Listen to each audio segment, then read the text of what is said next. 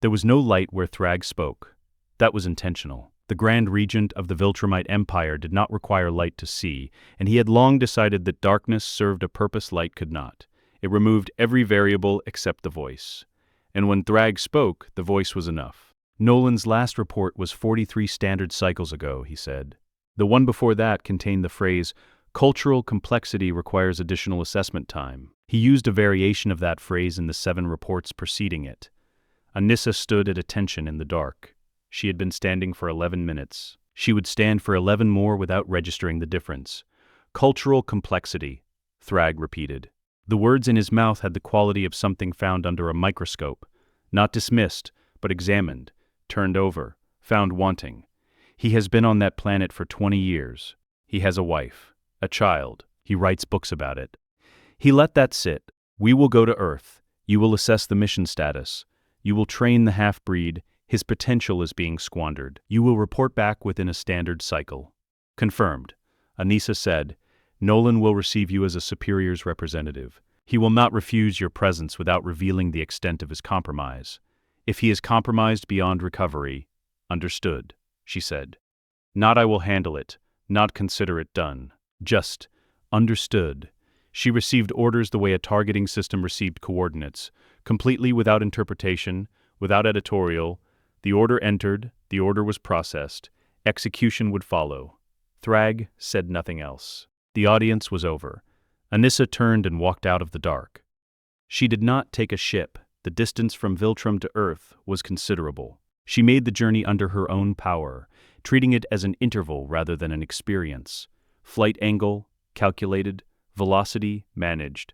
The cold of deep space registering as data rather than sensation. Earth resolved from a blue-white point into something with topography. She entered the atmosphere at a shallow angle, bleeding speed across 300 kilometers of controlled deceleration, and came in over open farmland at a velocity that bent the grass beneath her without burning it. Nolan was waiting in a field outside the city. He had chosen it. Open ground, no civilian proximity, sight lines in every direction. He was performing operational security. She noted this.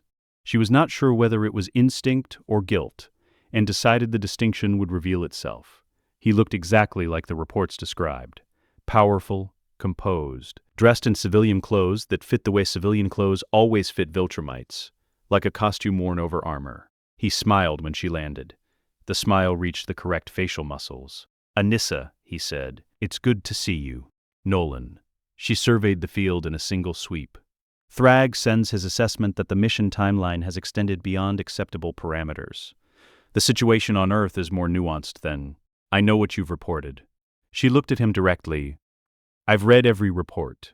I'm here to see what the reports describe. A very specific silence followed. It was the silence of a man who had been managing something for 2 decades, suddenly understanding that management was no longer available to him. Nolan held it for 3 seconds, then released it.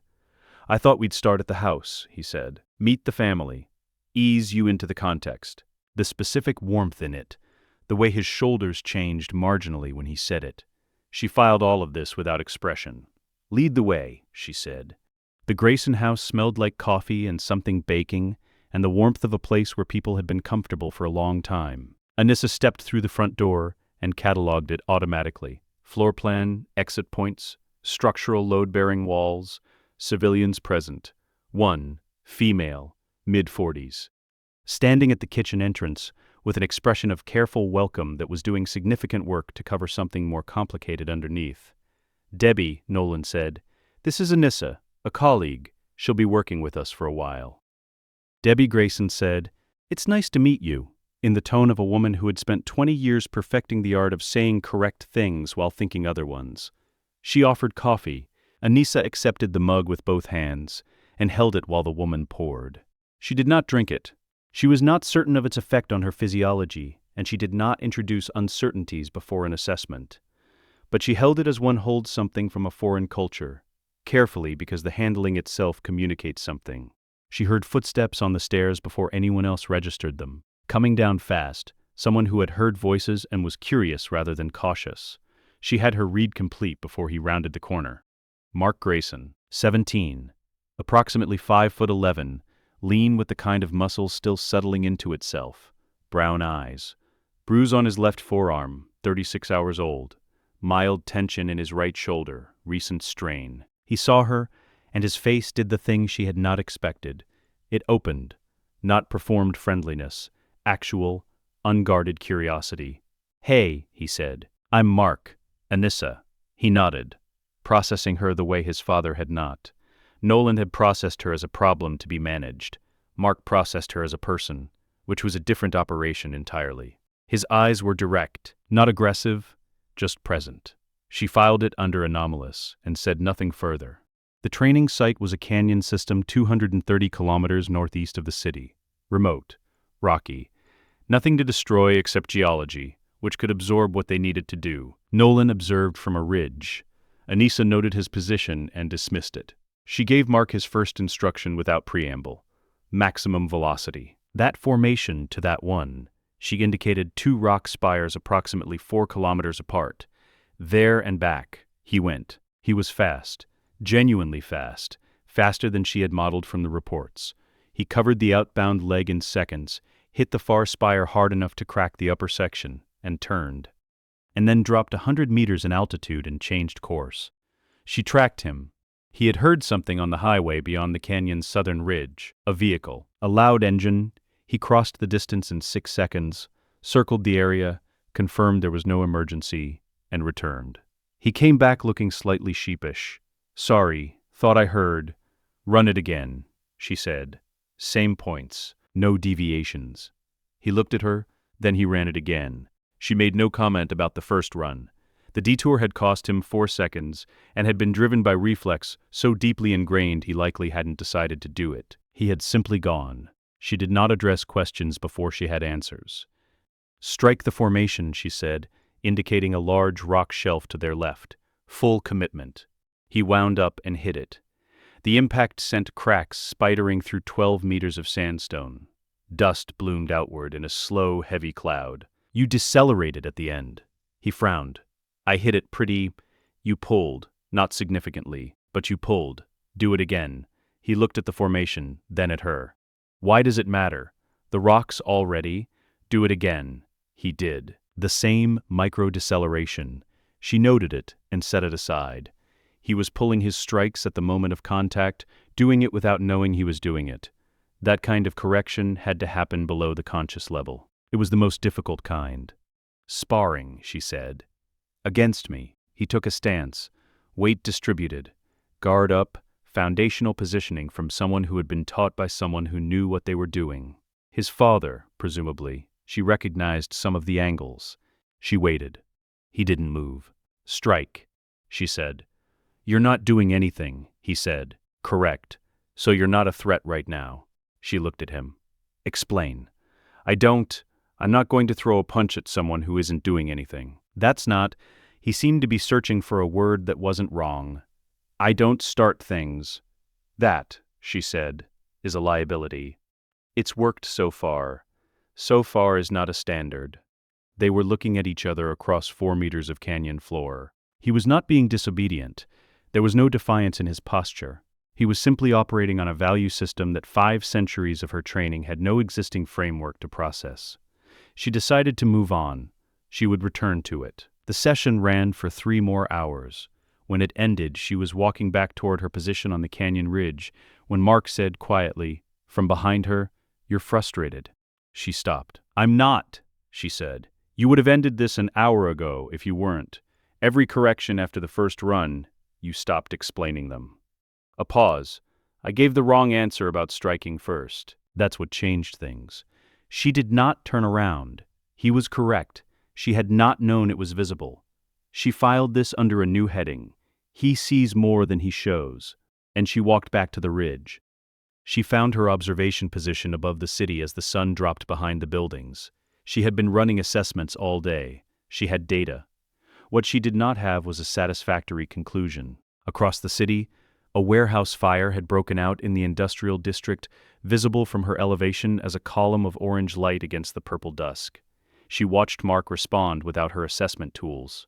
Just her eyes. He was doing 6 things at once. He pulled a woman from an upper-floor window and put her down on the street with a precision that was not slowness.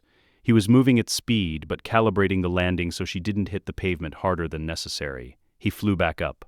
He put his back against a section of exterior wall that was beginning to fail and held it in place while a stairwell below emptied. He came out covered in soot. He circled the perimeter at low altitude, directing the fire crews with hand signals toward where suppression was least effective. He was efficient, not in the Viltrumite sense, which was clinical, in the sense of someone who had practiced deeply at what he cared about. In the final sequence, he brought a child, young, maybe 4 or 5, down from a third-floor window and set her on the ground beside the paramedics. The child looked up at him, then reached up and patted him once on the cheek, open-palmed, the way small humans express comfort or affection. Mark laughed, not performed, not managed, surprised out of him, completely genuine, delighted by it. Anissa watched this for 4 seconds longer than her mission parameters required. She turned away and rose into the night sky. Then, without deciding to, she looked back down, just once. Her internal summary formed in the clipped shorthand she used for mission assessments. Asset has power. Asset has tactical liabilities. Asset has anomalous motivation. Investigating. She did not specify what she was investigating. She was not certain she had the right word for it yet.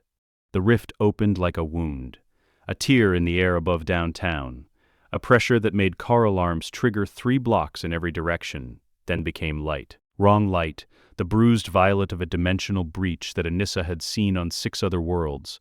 She was off the ridge and moving before the first Flaxen unit came through. They had been here before.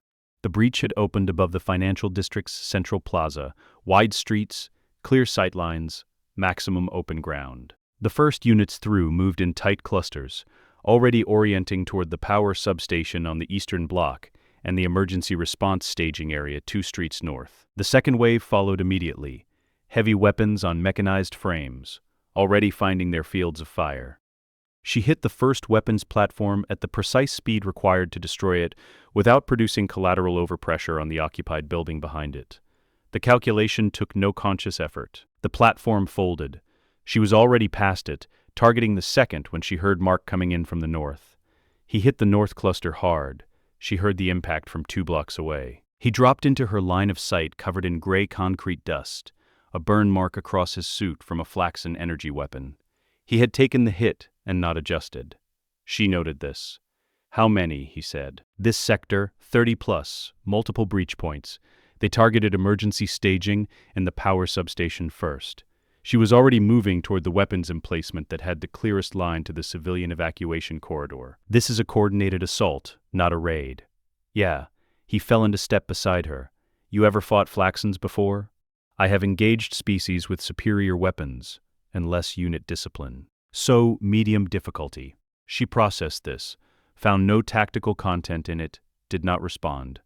They split at the next intersection without discussing it, because the geometry made the split obvious. She took the weapons emplacements. He took the civilian perimeter, because he would take the civilian perimeter regardless of what any reasonable tactical assessment recommended.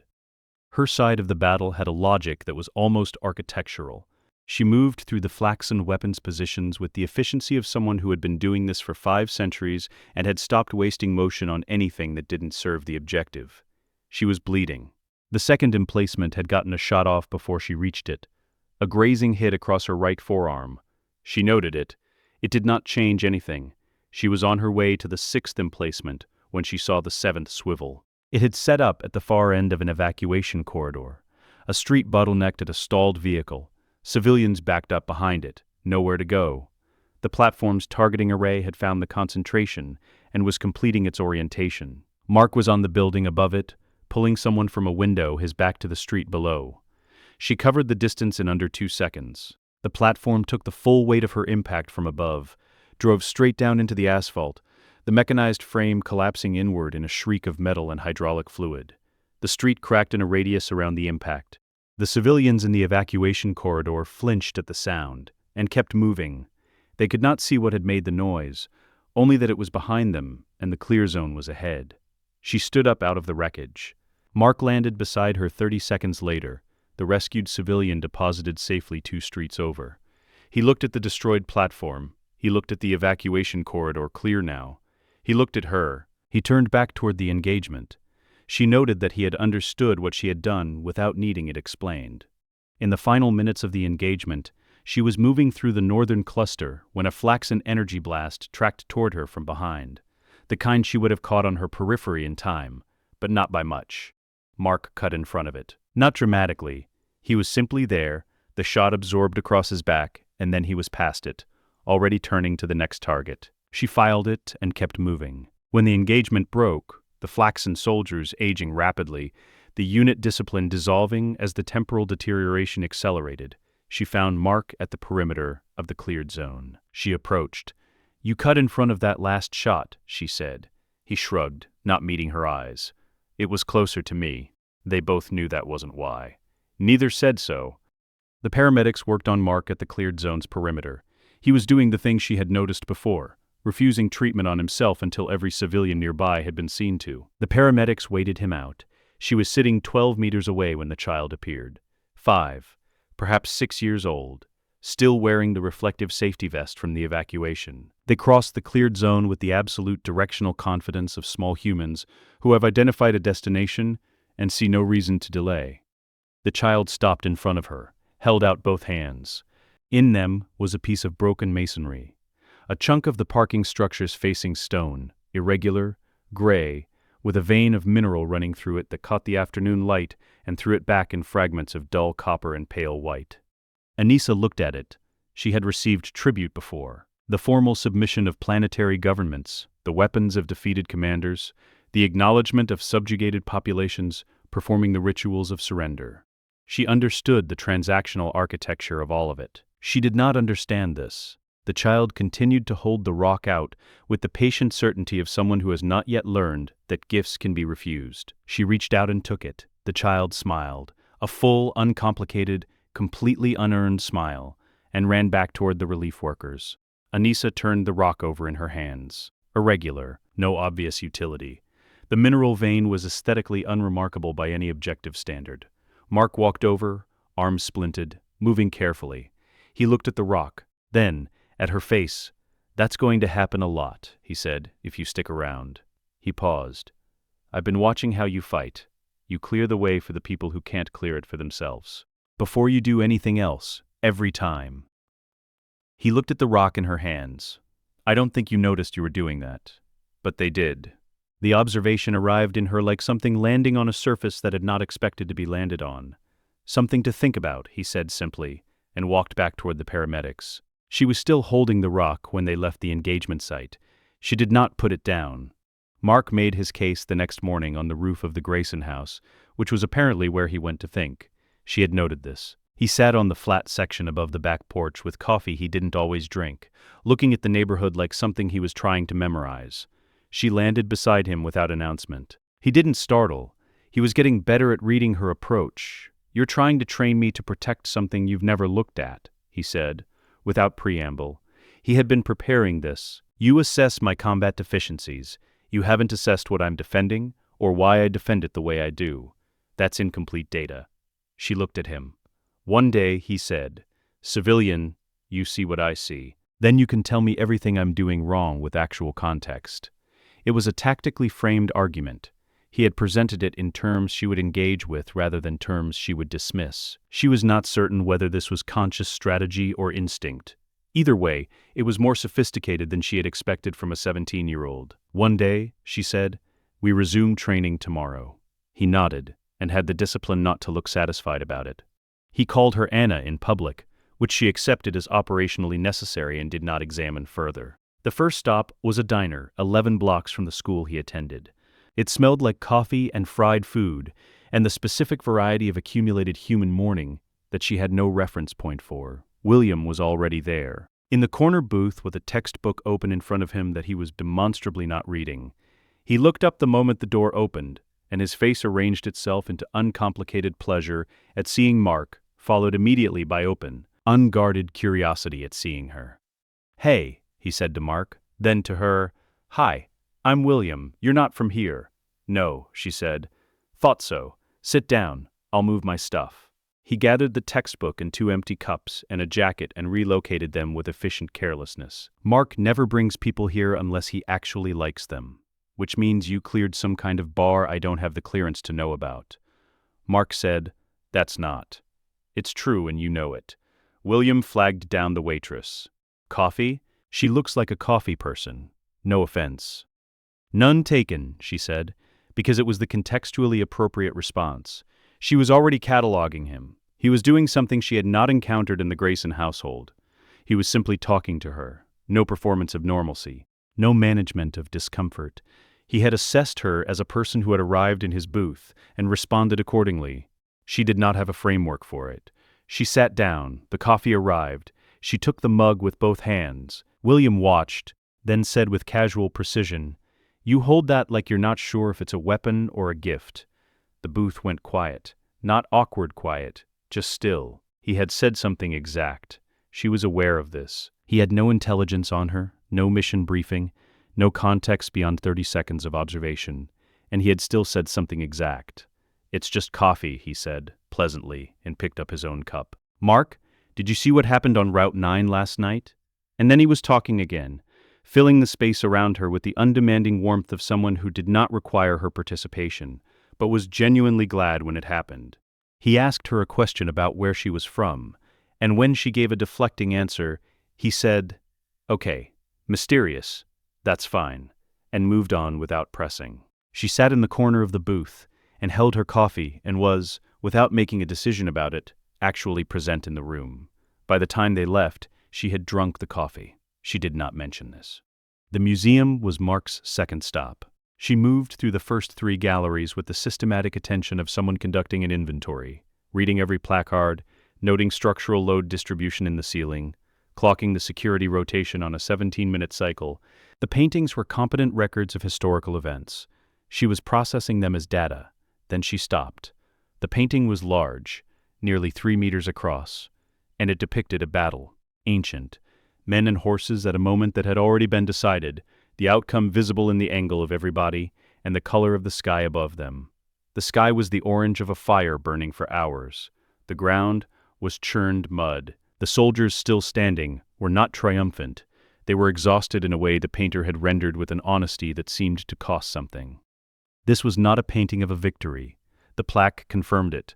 This was a painting of a defeat, commissioned 200 years after the fact by a civilization choosing to remember what it had lost. She stood in front of it for a long time. "Why do they display this?" she said. Mark had been waiting for her to ask something. "Because it happened.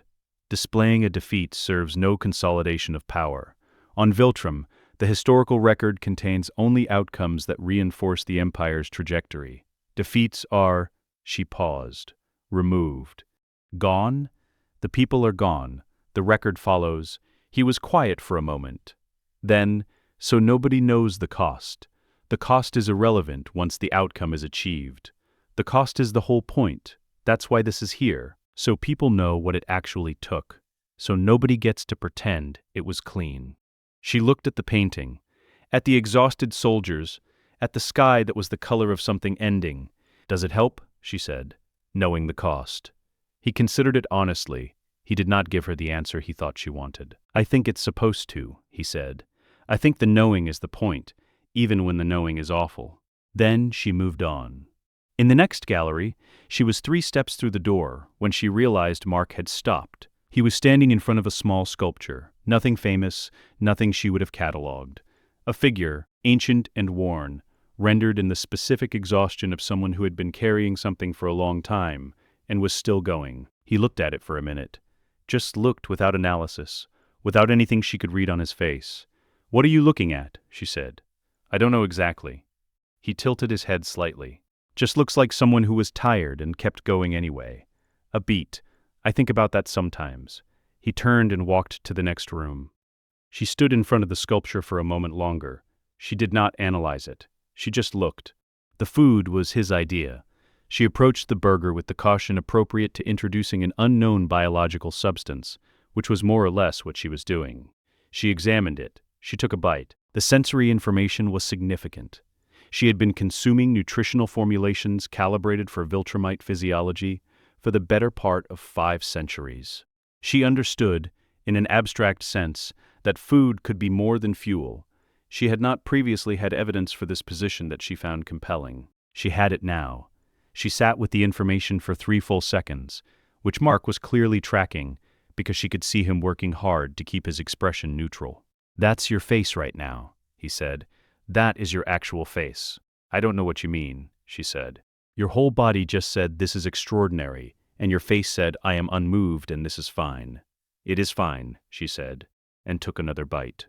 William, who had materialized at the counter with the unerring instinct of someone who finds the interesting table in any room, leaned over and said, "She's doing the thing where everything about you says this is the best thing that has ever happened to me, and your face says, I have no strong feelings about this burger." A long pause.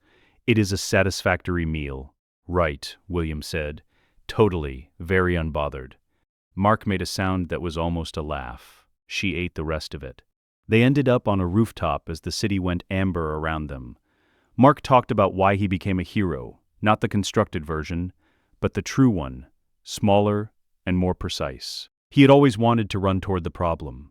Before powers, before any of it, that was simply the person he had been. "If you had no powers," she said, "what would you be?" He thought about it. Actually thought, not performed thinking. "Still, someone who runs toward problems," he said. "Just slower." She looked at the city below. 8 million people moving through their evening, the sound of it a constant low frequency she had learned to parse into components. "I have run toward nothing in 5 centuries that was not assigned," she said. Mark looked at her, not with pity, not with the careful sympathy of someone managing a difficult conversation. He said it simply, as a fact he was stating. "That's not true anymore." She held the words for a moment. "No," she said, "it is not." The city continued below them. "Does it feel like enough?" she said. "Protecting one planet? It feels like everything," he said. "Some days it's the only thing I've ever been completely sure of." She said nothing. Below them the city hummed. What she was experiencing had no entry in her tactical assessment framework. He had a certainty that lived inside him like a structural element, load-bearing, essential, entirely self-generated, not from orders or doctrine or institutional authority, from him, from whatever he had decided before he had the power to act on it, that he was going to be. She had never generated a certainty from the inside. Every certainty she possessed had been handed to her by the Empire. She said finally, looking at the skyline, "Your father tried to give this to the Empire." "I know," Mark said. "He was wrong." She said it the way she might state a tactical assessment. Flat, considered, without drama. But it was the first time she had said it. About anything Viltrumite. And she had said it out loud, which was different from thinking it. And she had known the difference when she opened her mouth. Mark was quiet for a moment. Then, "Thank you." "For what?" "For saying it out loud. You didn't have to." She looked at the city. "I wanted you to know." The silence that followed was not the operational silence she maintained during assessments. It was the other kind. She did not have a name for it, because she had not encountered it often enough to need one. She noted, returning to her monitoring post later, that she had been looking forward to the next training session for reasons she could not attribute to mission parameters. She dismantled the thought before it could fully form. She sat at her table with the piece of rock from the child positioned in front of her, and looked at it for a long time. She did not sleep. The directive arrived at 0300 hours in the Viltrumite military encoding she had been receiving since she was old enough to hold a rank. 8 words. "Nolan's final action is imminent. Stand by for post-action report." She read it twice, not because she hadn't understood it the first time, because she was doing something she had not done with a directive in approximately 4 centuries, sitting with it, holding it at arm's length, and looking at it the way she had looked at the painting in the museum, trying to see what it actually was rather than what it was supposed to be. Final action in Viltrumite military coding meant the thing that could not be undone. She had used the phrase herself in reports filed from 6 different worlds, describing 6 different conclusions. She knew its weight precisely. She set the communicator down on the table next to the piece of rock. She waited. She arrived at the coordinates before Cecil's people, before the authorities, before anyone who would later be responsible for managing what had happened there. She went in through the roof. What she found in the lower level stopped her at the threshold. Not because of the violence. She had seen the aftermath of violence on scales that would make this room look like a minor incident report. It stopped her because of what it meant, These had been people doing the work of protecting a world they believed in. She had read their files. She knew their names, their power sets, their operational histories, the specific ways each of them had dedicated their lives to something they considered worth dedicating a life to. And Nolan had killed them with the particular efficiency of a Viltrumite field commander completing an objective, because that was what they were to him, an objective, an item on a list that had been waiting 20 years to be crossed off.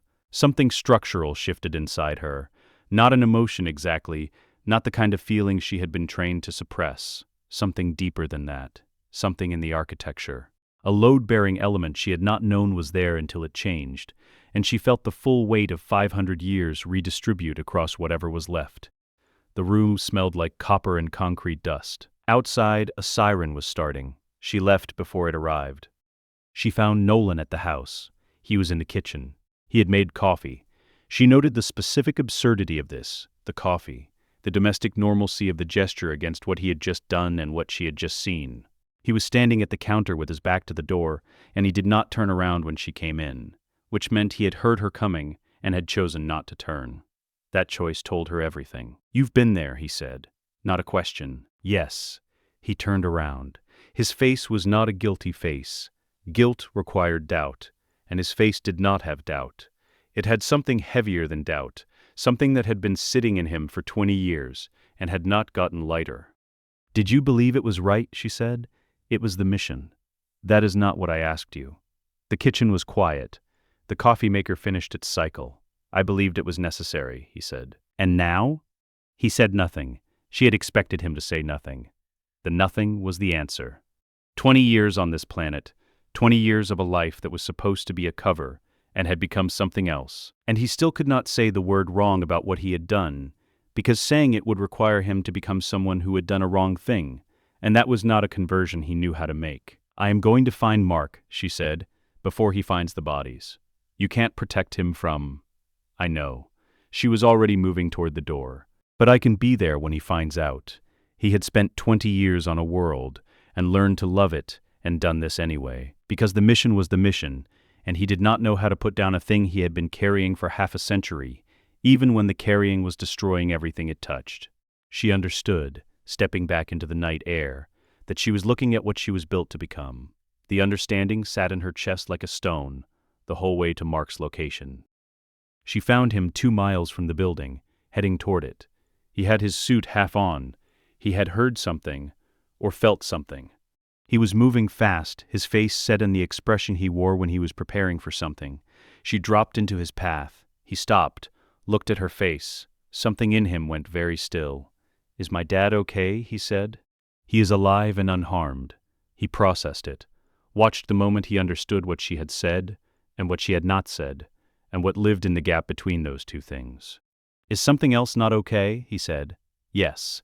She reached out and took his hand, the first time she had touched him with any purpose other than training, a grip, not a grab, her hand around his in the dark street. She turned him away from the direction he had been heading, and he walked beside her, and she felt him make the decision to trust her with the next few minutes before he knew what the next few minutes contained. That trust landed somewhere in her chest, and stayed there. She took him to the roof of a building 6 blocks from the scene, high enough to see the city spread out below them, all those lights, all those people sleeping through the thing that had just changed their world without knowing it yet. She told him everything, not a managed version, not a tactical summary, everything. The mission Nolan had been carrying since before Mark was born, what the Empire intended for this world, what Nolan had done tonight, and what her own role in the assessment had been designed to accomplish. She did not minimize her place in the architecture of it. She had come here as part of the same system that had sent Nolan. She said it because he deserved the unmanaged truth, and she was, apparently, the only one available to give it to him. He listened. He was very still while he listened. The stillness of someone containing something enormous. He asked questions, precise, specific questions that told her he was processing rather than spiraling, his mind under pressure, seeking information rather than rejecting it. When she finished, the city below was still going. The sirens had reached the building. Mark was quiet for a long time. Then, "Why are you telling me this?" She said, "Because I am not going back." He turned to look at her. He looked at her the way he had that first day in the Grayson house, open, direct, processing her as a person rather than a variable. "I came to this world to assess a mission and train an asset," she said. "I have been here for months. I have watched you run toward problems you could walk away from. I have watched your friend sit next to someone he was afraid of because leaving felt worse than staying. I have watched your mother hold her life together with both hands after the person she built it with turned out to be someone else. I have stood in a room with people who died for something they believed in." She paused. Not for effect, because the next sentence was the first time she would say it out loud, and she wanted to say it correctly. "I have concluded that this world is not worth taking, it is worth protecting." The city hummed below them. "I am aware," she said, "that this changes my relationship with Viltrum significantly." Something happened to his face. In the middle of everything, the grief in him, the weight of what she'd told him about his father, the sirens marking the place where people he'd looked up to were being processed as a crime scene. In the middle of all of that, the corner of his mouth moved, the ghost of a smile, the involuntary response of someone who has heard the funniest understatement of their life at the worst possible moment. He almost laughed. "Yeah," he said quietly, "I guess it does." Below them, the lights of the response vehicles turned and turned. She stood beside him on the roof and said nothing further, and did not leave. She had nowhere else to be. Nolan found Mark the next afternoon. She had known he would. She tracked Nolan's flight signature from 3 miles out, and was moving before he reached Mark's position. She was not fast enough to prevent the conversation. They were over the city when she found them. Nolan had intercepted Mark above the northern industrial district. Open sky, no civilian proximity at altitude, the kind of location chosen when you need space for something that might get loud. She held position a 1/4 mile out and listened. Nolan was talking. The measured cadence of a man who had rehearsed this, who had spent 20 years preparing for the moment he would explain himself to his son, and had still not found the words that made it clean. He was talking about what humans were, about time, about the brevity of human life against Viltrumite centuries, about the mission and what Mark could become. She listened and understood exactly what he was doing. He was offering Mark the framework, the Viltrumite framework, the one she had lived inside without examining for centuries, and asking him to try it on. It was going to fail completely. She knew this because she had watched Mark for months, and Mark was not a person who could be handed a framework and asked to inhabit it. He built his own. He had been building it since before he had powers, and it was load-bearing in a way that Nolan's imported ideology would never touch. Mark said, "I know what you were sent to do." Nolan went quiet. "Anissa told me, last night, everything. The mission. The Guardians, what Earth is supposed to become." A pause that cost him something. "I know who you are, and I'm not going." Nolan hit Mark with the force of a Viltrumite, who is not trying to kill, but is trying to break through, to get past the decision, to reach the part of his son he believed was still reachable. The impact sent Mark through 200 feet of open air before he caught himself, turned, and came back. He came back. He always came back. The fight was one-sided, the way all fights are one-sided, between a full-blooded Viltrumite at peak capacity and a developing half-breed. Nolan was faster. Nolan hit harder. Nolan had 500 years of refinement behind every strike. What Mark had that the arithmetic did not account for was that he had already decided. Not in the fight. Before the fight. The decision was made on a rooftop last night, and a decided person absorbs punishment differently than an uncertain one. An uncertain person takes a hit and recalculates. A decided person takes a hit and gets up. Mark got up repeatedly. Nolan drove him through the side of a building, a vacant office structure, and followed him into the debris, getting in his face with the desperate urgency of a man trying to reach something he was simultaneously destroying. "Stop. Just listen." "I've been listening," Mark said. His lip was split. Something in his left side was compromised. "You took me up there to tell me why the Guardians were an acceptable cost. I heard you. The answer is no." Nolan wound up again. She went in. She came through the building's exterior wall at the floor below and took the blow across her left shoulder. The force drove her through the wall behind her and out into the open air. She hit the adjacent structure, caught herself, pushed off, and was back through the gap before Nolan had fully processed what had happened. She put herself between them again. Nolan stared at her. The disbelief on his face was genuine. He had known her for centuries, ideologically pure, tactically reliable, The soldier Thragg trusted with assessment work precisely because she did not complicate missions with personal investment. He was looking at her now and could not make it compute. "You're defending it," he said. The "it" was deliberate. He could not make himself say him. "I am defending him," she said, "and I am removing myself from Viltrumite service. You can include that in your report, or not. It does not change what happens next." Mark pulled himself upright behind her, one hand braced against the concrete, breathing carefully around whatever was wrong with his left side. He moved up beside her. "You didn't have to," he started. "Yes, I did," she said. He went quiet. She felt him nod once. They faced Nolan together. Something happened in Nolan's expression. He was looking at his son, and at the soldier who should have reported his mission failure, and instead had taken a blow meant for his son. And whatever moved across his face was the expression of a man who has been telling himself something for 20 years, and has just run out of the ability to keep telling it. He looked at Mark one more time. He looked at Nolan attack. The three-way engagement lasted 4 minutes and covered 6 city blocks. Nolan was stronger than both of them. That was not in question. But the geometry of the fight did not resolve in his favor, and she understood why. She had spent months learning the specific shape of how Mark fought, and he had spent months training under her, and though they had never practiced this, the knowledge was built into them both. When Nolan drove toward her, Mark was already moving to the position that would cost Nolan the most to ignore. When Nolan turned to Mark, she was already at the angle that turned his turn against him. It was not enough to win. They were losing slower than they should have been, and costing him more than he had expected, and those two things were the difference between a fight and a statement. They were making a statement. Nolan drove Mark down through the roof of a parking structure. She hit Nolan from behind before he could follow through. He caught her by the damaged shoulder, and she bit down on the pain and used his grip to swing herself into a position that bought Mark 3 seconds to clear the rubble. Mark came out of the concrete and hit his father in the sternum with everything he had. Nolan went back, not down, back. He caught himself, assessed, returned. But in the moment before he returned, he was looking at his son standing in the rubble. Suit more damage report than costume, breathing carefully around his ribs, eyes clear and open, and completely decided. "I know who you are," Mark said. Not a speech, not an ultimatum, just the truth, delivered in the voice of someone who has made their peace with what the truth costs. "I know what you did. I love you anyway, and I'm not going." The words hit Nolan somewhere the fists hadn't. She watched it happen, the specific internal impact of a sentence that reaches past every defense and finds the thing underneath. Nolan's face did not collapse, but something in the set of it changed, some tension releasing that had been maintained for 20 years. He stood in the ruined parking structure, and he looked at his son.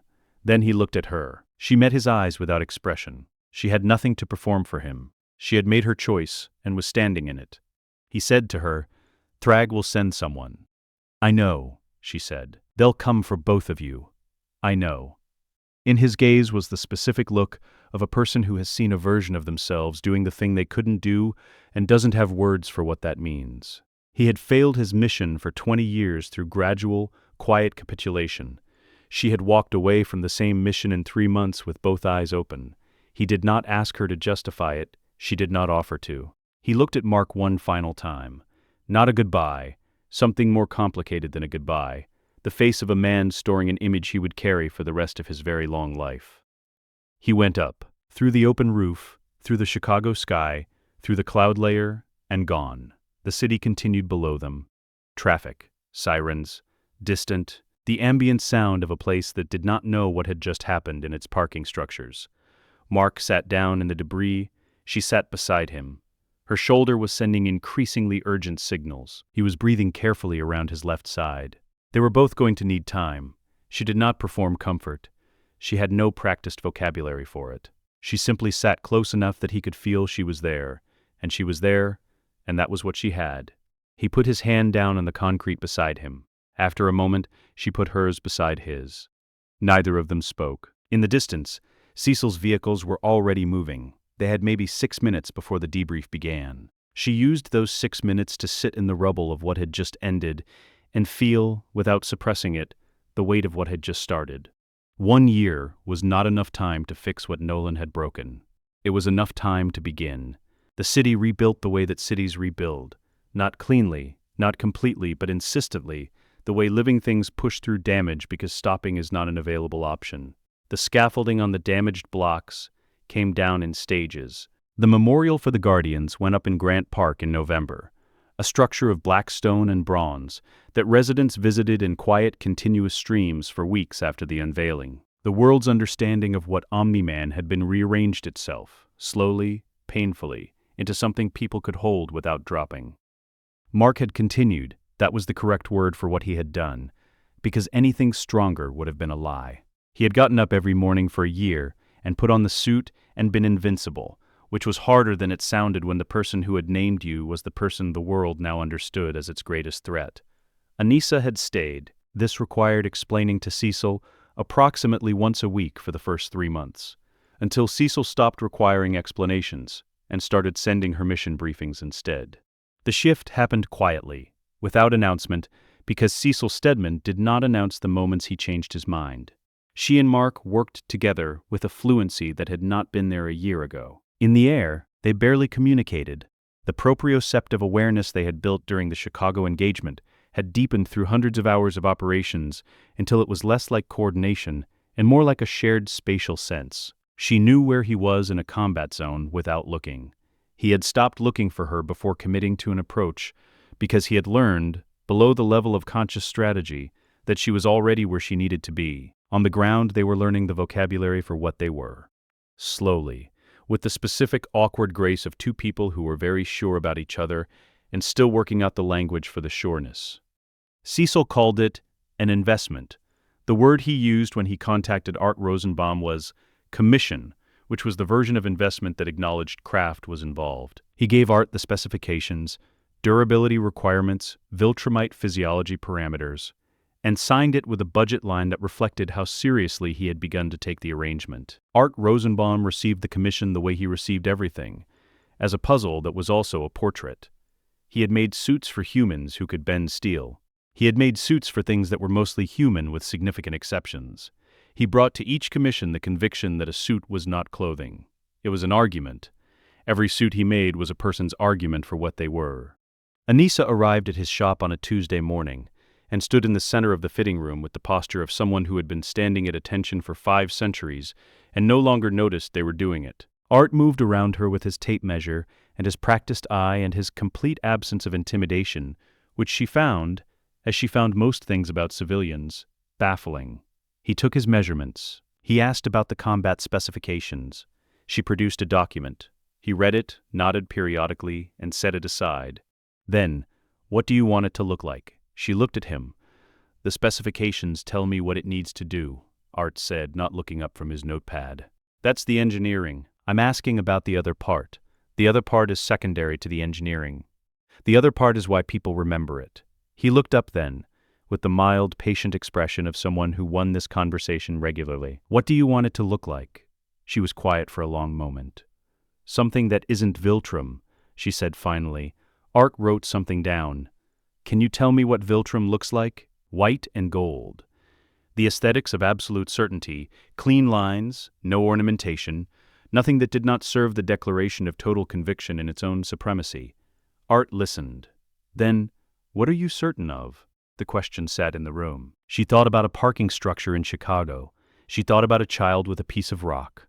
She thought about a small sculpture in a museum that a 17-year-old had stopped in front of for no reason he could fully explain. She thought about a rooftop and a city and a man who ran toward problems he could walk away from. "Him," she said. The word came out before she had decided to say it. And this. She meant Earth. She meant the choice. She meant everything on this side of a line she had crossed a year ago. Art nodded once, slowly, with the expression of someone who had just received the information he actually needed. "I can work with that," he said, and got to work. She saw the suit 3 weeks later. Art had draped it on the fitting form in the center of the room, and she stopped in the doorway for a full 3 seconds. Deep crimson, not red. Crimson, the specific dark red of something committed and irreversible. Silver detailing at the joints and the edges, precise and clean, catching the light the way the mineral vein in the child's piece of rock caught light. It did not look like the Empire's white and gold. It did not look like Mark's blue and yellow. It looked like neither of those things and like an argument that existed alongside them rather than in their shadow. It looked like hers. She changed into it. Art made 2 small adjustments and stepped away, and looked at her with the expression of a craftsman examining finished work. She looked at herself in the full-length mirror. 500 years of white and gold. The Empire's certainty worn on her body like a uniform, which was what it had been. A uniform that the Empire wore. She had looked at her reflection for 5 centuries and seen a soldier. She looked now and saw herself. Mark was waiting outside the shop, leaning against the building's exterior wall, pretending not to be waiting. He looked up when she came out. The pretending stopped entirely. He looked at her for a moment, not assessing, not tactical, just looking, with the open directness that had been the first thing she noticed about him and had not once in a year become ordinary. "Art's outdone himself," he said. "He made me something that was mine," she said. He smiled. The real one, and she felt it do what it had always done to her chest, which she had stopped classifying as anomalous, and started classifying as information. "Welcome to the team," he said. She did not smile, but something in her eyes changed in a way that was better than a smile, and he saw it, and he knew what it was. The house visit happened on a Thursday. Not a weekend. Weekends felt like occasions. Thursday was just a day. Anissa arrived at 4 p.m. Debbie was in the kitchen. The house smelled the same as it had the first time she had stood in it. Coffee, warmth, the accumulated reality of a place people had loved each other in. It smelled now also like loss, which was a layer that had not been there before. Debbie looked at her when she came in. The look was complex, honest, not hostile, but not yet something warmer than that. "Coffee?" Debbie said. "Yes, thank you." Debbie made 2 cups. They sat at the kitchen table. Mark had made himself scarce, which had clearly required significant self-discipline. "I know you don't trust me," Anissa said. "No," Debbie said. "I don't. That's reasonable." Debbie looked at her coffee, then at Anissa. "He talks about you." A pause. "Mark," Debbie clarified, which was unnecessary but kind. "He talked about his father the same way." Before, she stopped, started again with the careful precision of someone who had learned to say difficult things accurately. "I'm not telling you that to hurt you. I'm telling you because he loves things completely or not at all, always has, since he was small, and whatever you are to each other. I need you to understand what that means, from his side of it." She did not have a response that was equal to what had just been offered, so she said the only thing she had, "I know, and I am not going anywhere." Debbie studied her for a long moment, then nodded, once short, the nod of a woman who has asked a question and received an answer she can sit with, even if she's not yet ready to call it enough. They sat at the kitchen table and were not comfortable, and were not pretending to be comfortable, and the honesty of that was the closest thing to a beginning that was available to them. It was more than Anissa had expected. She told Mark about Conquest that night. They were on the roof of the building Cecil had arranged as her official residence, a compromise between Mark's preference that she stay closer and Cecil's preference that she stay somewhere with active GDA monitoring. "Someone is coming," she said. He looked at her. "Who?" When Thragg responds to a high-value defector, he uses specific protocol. The defector's rank, the operational context, the asset value of the world in question. She had been running the calculation for weeks. He will send Conquest. The name landed. Mark processed it. The particular stillness that meant he was running it against what he knew. "How bad?" he said. "He is the most experienced combat officer the Empire has produced. He has conducted the pacification of more than 40 inhabited worlds. His durability in combat is," she chose the accurate word, "extraordinary. He has survived injuries that would end most Viltrumites. Have you fought him? In training scenarios? Years ago. Both sessions were terminated before their conclusion. He stopped them. He stopped them because I was performing adequately, and he prefers decisive outcomes." Mark was quiet for a moment. "Okay," he said. "We fight him together." She turned to look at him. "You're not fighting Conquest alone," he said. He held her gaze with the quality she had come to understand as him meaning something completely. "We've been doing this for a year. We don't fight separately anymore." She looked at him, at the suit, blue and yellow, the color of someone who had decided. At his face, which was open the way it had always been open. "Together, then," she said. He looked back at the city. Somewhere above them, the Empire was making its calculations. Conquest was being given his orders. The arithmetic of what was coming was not favorable, and she had looked at it clearly and arrived at the same place she always arrived when she looked at this world and the person beside her. It was worth defending. Conquest came down on the morning of the third day. He chose the center of the financial district, a wide plaza still occupied at that hour. The statement was deliberate. He was not accommodating civilian safety. He was arriving, and the city would adjust. His landing produced a crater 12 feet in diameter and sent a shock wave through the surrounding pavement that cracked it in a radius of 30 meters. She was already descending when he landed. Mark came in from the east. Conquest was older than she remembered. Not physically, but in the specific accumulation of damage that centuries of combat at his intensity level produced. The eye still gone, the empty socket a clean absence he had never had repaired, the forearm ending in the mechanical terminus of a prosthetic he had carried for decades. New scarring across the left side of his jaw and neck. He looked up at them descending, and his face did nothing in particular. She landed 8 feet in front of him. Mark landed beside her, and one step to her right, which was where she needed him and where he had put himself without discussion. Conquest looked at her, then at Mark, then back at her. "Anissa," he said, her full name and rank in Viltrumite military formal. "I expected you to run. I considered it," she said. "You should have." He looked at Mark with purely functional attention, assessing capacity, liability, threat level. Not contempt. Contempt required caring enough about the subject to want to diminish it. You're Nolan's half-breed.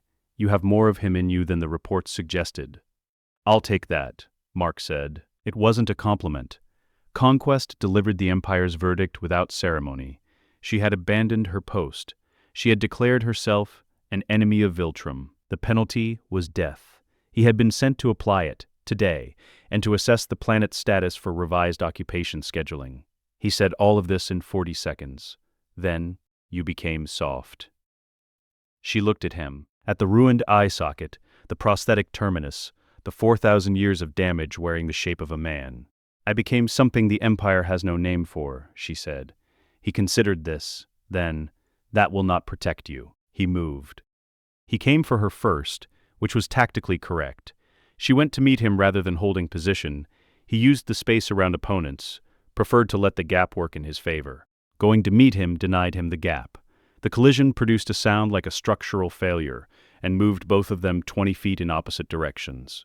She was back in before the 20 feet had fully elapsed. He was already turning, his one eye tracking her with the efficiency of something that had adapted to its limitation completely. Mark hit him from the right. Not a coordinated attack. Mark had read the geometry and moved into it. Conquest's turn to track her had left his right side open, and Mark accepted the offer. The hit connected. Conquest absorbed it. He absorbed it the way ancient stone absorbs water, but it moved him. 1 foot back. One recalculation. He looked at Mark. Something in his face revised its threat assessment upward. She drove into the recalculation. Both hands into his chest, full weight and velocity, and they went through the plaza's northern fountain together. The stone basin detonated outward. Water sprayed across the pavement in a radius that soaked the evacuating civilians at the plaza's edges. They went back and forth across the plaza in a series of exchanges that destroyed the fountain, cracked the surrounding pavement in overlapping patterns, and shed most of the glass from the buildings at the plaza's edges. Conquest was absorbing everything they produced, and producing more in return. She was clear-eyed about this. His durability was not something she could outlast through standard attrition. But the geometry of the fight was not resolving in his favor either, and she could see him processing this, looking for the pattern, trying to read how two opponents were managing to cover each other's exposures without visible coordination. He came at her low, abandoning the upright approach, identifying her center of gravity preference, and changing the plane to work against it. She adjusted, and the adjustment left her left side briefly open.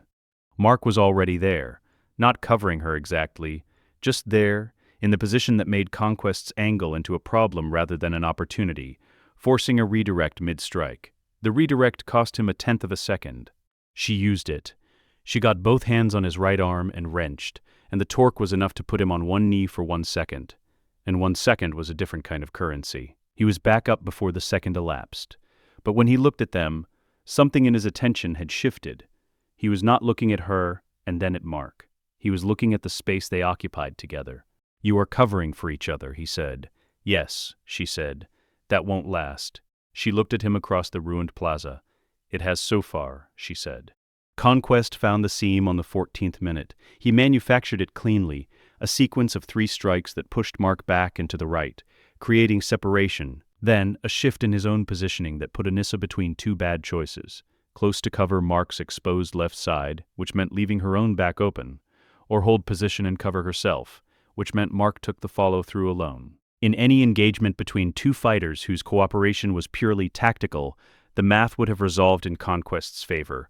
He had just found the line where the cost exceeded the benefit. She held position. She turned into her own coverage. She trusted. Mark did not wait for coverage. He moved into the exposed position because retreating from it would have pulled him further from the fight, and further from her, and that was not a direction he moved in. He took the follow-through across his right shoulder. It drove him down to one knee. He was back up before Conquest had completed the motion, and she was already at the angle that Conquest's delivered strike had created in his own positioning. She drove both hands into the specific junction of muscle and bone at his shoulder blade's lower edge, the point she had identified as his most consistently guarded, the point he was not guarding now. He absorbed it. He turned into her before the force fully dissipated and caught her by the forearm. She went with the grip instead of against it. She let him use it to swing her, and turned the swing into a rotation that brought her foot into his jaw at the end of the arc. He released. She landed.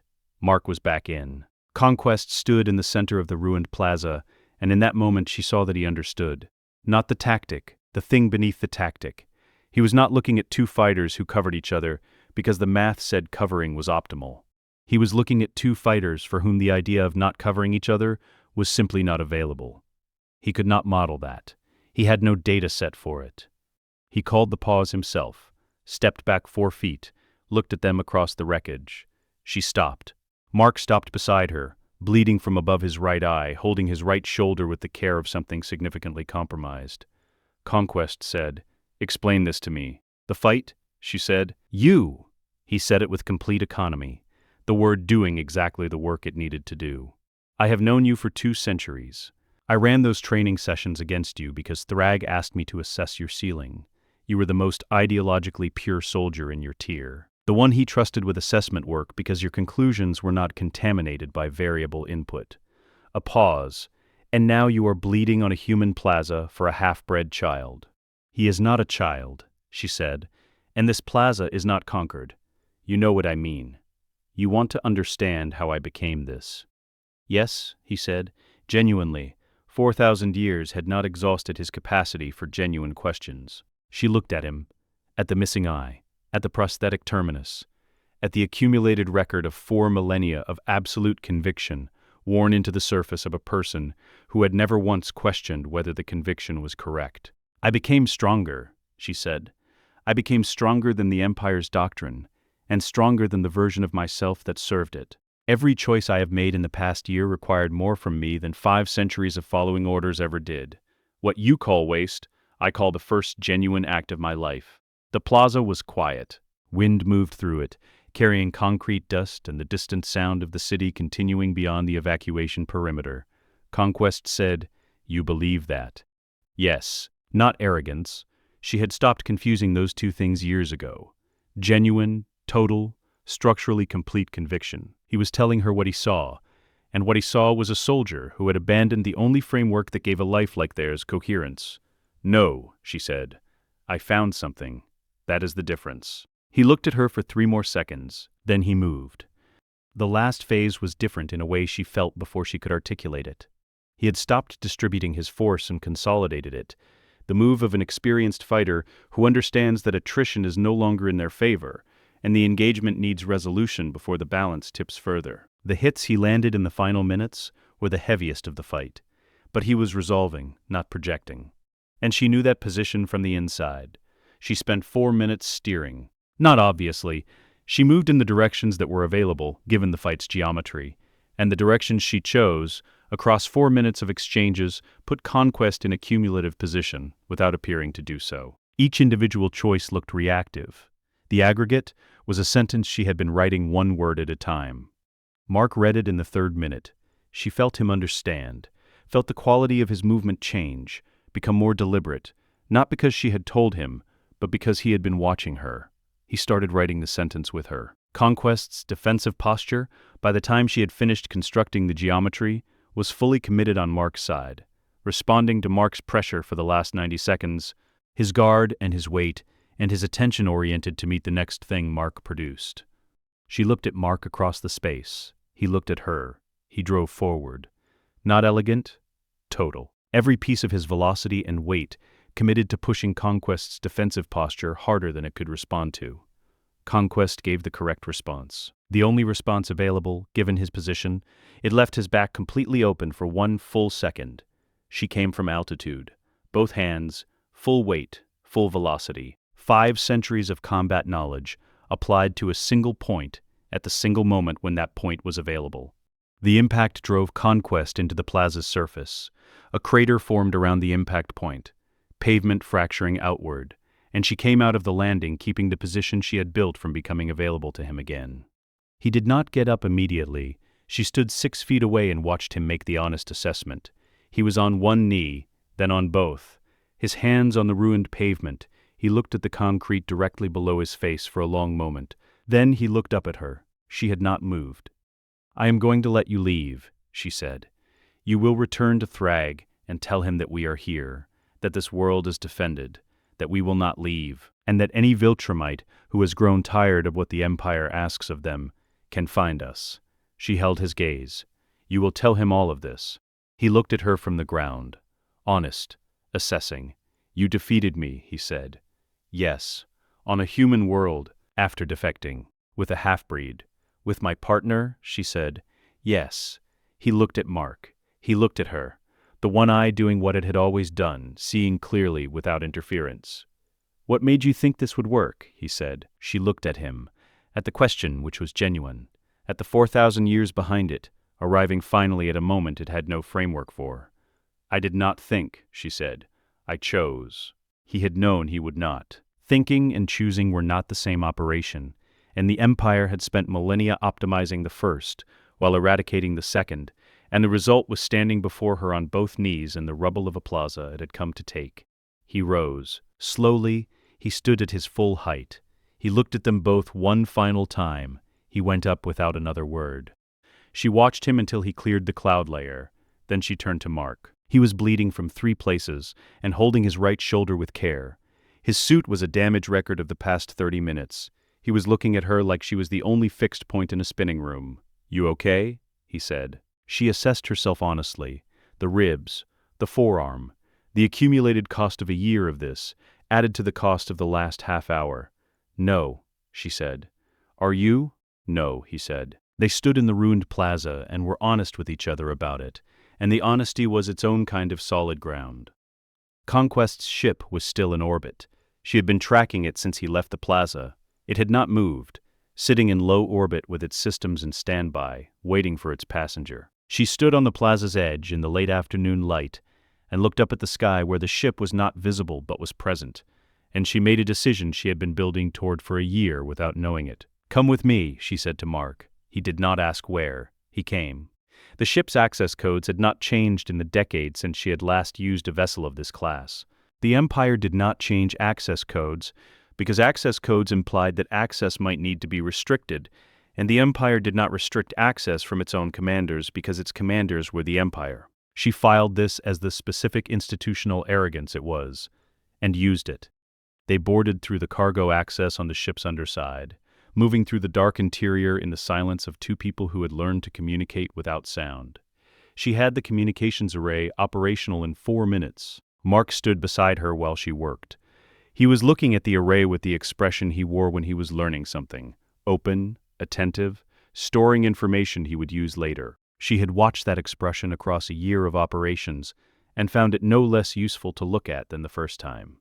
She pulled up the Viltrumite military broadcast frequency, the one that reached Thragg's flagship and every Imperial vessel in range and every monitoring station in this sector of space. She composed the transmission in Viltrumite. "Tell me what you're saying," Mark said quietly beside her. She translated as she transmitted, her voice carrying both registers simultaneously.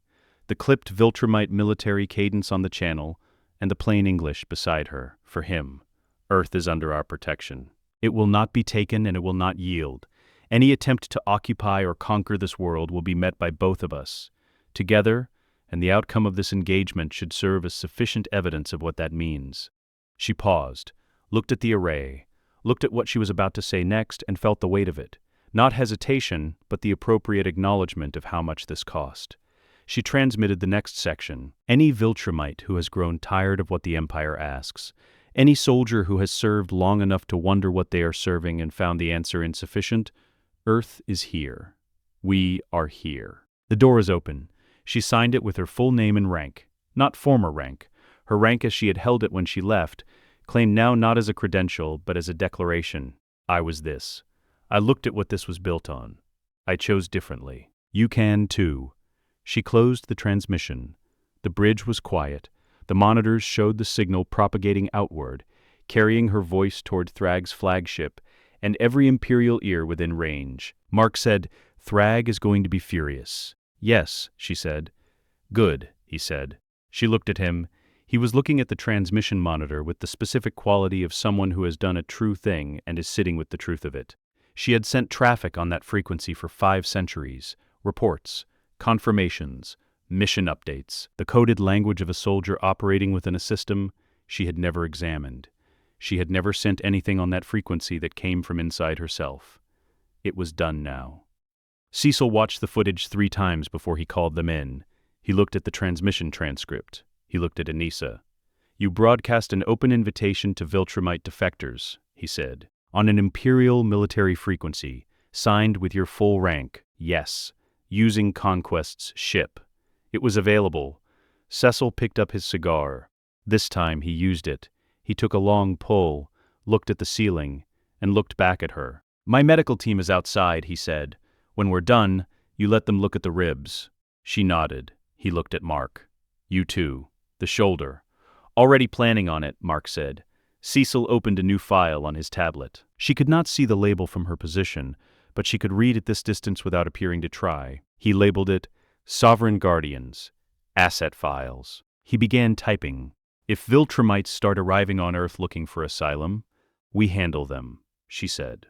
"Each one individually, on their own record. And if some of them are sent by Thragg to test the offer, then we identify them and handle that too," he typed. "I'm going to need more funding." He said it to no one in particular. He had already moved on. This was how Cecil processed things. He identified the logistical implications and began addressing them, which was his version of acceptance. She accepted this as the closest thing to welcome that Cecil Stedman had in him, and found it was enough. Eve was waiting outside the debrief room. She had been there for some time, the look of someone who had arrived before the meeting ended and chosen to wait rather than interrupt. She had a coffee in each hand, and she gave one to Mark with the ease of someone who had been doing this for years, which she had, and then she looked at Anissa. She held out the other coffee. Anissa took it, with both hands, as she always did. She had been doing it for a year, and it still felt like the right way to hold something offered freely. Eve looked at her for a moment, not assessing, just looking, with the open curiosity that had been there since the first time she decided to treat Anissa as a person worth being curious about. "Thank you," Eve said, simply, without specification, for everything the words could carry, all at once. Anissa held the coffee, felt the warmth of it through both palms. "You're welcome," she said. Eve nodded. She linked her arm through Mark's and walked with him down the corridor. Anissa stood in the corridor for a moment and drank her coffee. It was still extraordinary. She had never found a reason to mention this, and did not mention it now. She went to see Debbie that evening, not because Mark suggested it. He did not know she was going. She went because she had been thinking about the kitchen table and the 2 cups of coffee and the honesty between them, and she had decided that the thing they had started deserved to continue. Debbie opened the door. She took in Anissa's condition, the bruising visible at her jaw, the way she was holding her left arm, the record of the day written on her body, and stepped back from the door. "Come in," she said. The kitchen. Coffee. 2 cups. The same table. They sat. Debbie said, "I heard what happened. Cecil's people called." "Yes." "And the broadcast." She looked at her coffee. "I heard about that too." "Yes." Debbie was quiet for a moment. Outside, the neighborhood was doing its evening, the ordinary sounds of a place where people lived their lives inside the radius of things that mattered to them. "I didn't think you'd stay," Debbie said. "After Nolan, I thought—" She stopped, started again. "I thought you'd decide the equation didn't balance. That it cost too much to be here." "I know," Anissa said. "Does it balance?" It was the most honest question anyone had asked her in a year. Not what she planned to do or what the tactical situation was. Whether it was worth it, she thought about the painting in the museum, about the cost of things that mattered, about a 17-year-old who stopped in front of a sculpture he couldn't fully explain. "Yes," she said, "it balances." Debbie looked at her for a long time, then nodded. The nod of a woman who has asked the question she actually needed to ask and received an answer she can live with. They finished their coffee. Debbie did not say anything further, and Anissa did not require her to. What was being built between them was being built one Thursday at a time, and that was the pace it needed. The rooftop was the same rooftop. She stood on it in the evening with the broadcast still propagating outward through Imperial space, and Conquest's ship departed from orbit, and Cecil's new file open on his tablet and the coffee still warm in her memory. Mark came up behind her. She had heard him coming. She always heard him coming. The specific displaced air of his approach, the sound she had known since the first day in the canyon and had long since stopped needing to catalog because she simply knew it. He stood beside her and looked at the city. Then he said, "I love you." No preamble. No management of the moment. Just the statement, delivered with the completeness of someone who had decided and was saying the decision out loud because she deserved to hear true things about herself. She looked at the city, at the lights coming on in the buildings as the evening deepened. "I have been aware of something like this for approximately 7 months, she said. He turned to look at her. 7 months. "I was working up to it." He was quiet for a moment. She could hear the smile in the quality of the quiet before she turned to confirm it. "When?" he said. "For you. When?" She had not expected him to ask. She looked at him for a moment. Then, "After the flaxen fight, when I was still holding the rock." She paused. I realized I had not put it down. He was quiet. Something moved across his face, surprised and then warm. "For me," he said, "it was the museum, the sculpture you stood in front of after I left." He looked at her. "I wasn't supposed to see that. I went back for you." "You weren't supposed to," she agreed. "No," he said, "but I did." She looked at him, at the face that had been open since the first day and had not once in a year closed itself against her. At the person who had looked at what she was and responded with curiosity rather than fear, who had stood in front of her in a ruined street with a broken arm because leaving felt worse than staying, who had never once asked her to be something other than what she was in the process of becoming. I did not know, for most of my life, that I was allowed to want something that was not a mission objective, she said. And now, she looked at him, then at the city, then at him again. "I want you," she said. "I want this world. I want the thing we are building here. I want to be the thing I am when I am with you." The city moved below them. Somewhere in Imperial space, her transmission was still traveling, her voice carrying outward through the dark, toward Thragg's flagship and every listening station in range, saying, "We are here. This world is defended. The door is open." She said, "I love you." She said it the way she had learned to say true things, without softening them, without managing their weight, without any of the 5 centuries of suppression that had once stood between her and the act of meaning something completely. He kissed her, above a city that did not know what had been decided on its behalf, in a suit that was the color of commitment and choice, beside the person who had made choice feel like something she was allowed to have. Below them, the city continued. It would continue tomorrow and the day after that. There would be other threats. The Empire was still out there, vast and patient and not finished, and Thragg's silence was not acceptance but calculation, and both of them knew this and had looked at it clearly and arrived at the same place. Here, together, on the world that had changed them both. Mark pulled back and looked at her. "What do we do now?" At the lights in every window, all those people living their lives in the specific ordinary continuity of a world that was still free. "We protect it," she said. "Same as always." "Not the same." She looked at him. "Better."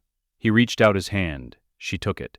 They dropped together from the rooftop's edge and fell into the sky, the city rising around them, as they descended. The air the specific temperature of an evening in a world worth defending, and the lights below them multiplied as the night deepened and the world continued in all its complicated, irreplaceable, fiercely defended life. Let us know what you'd like to see next. The end.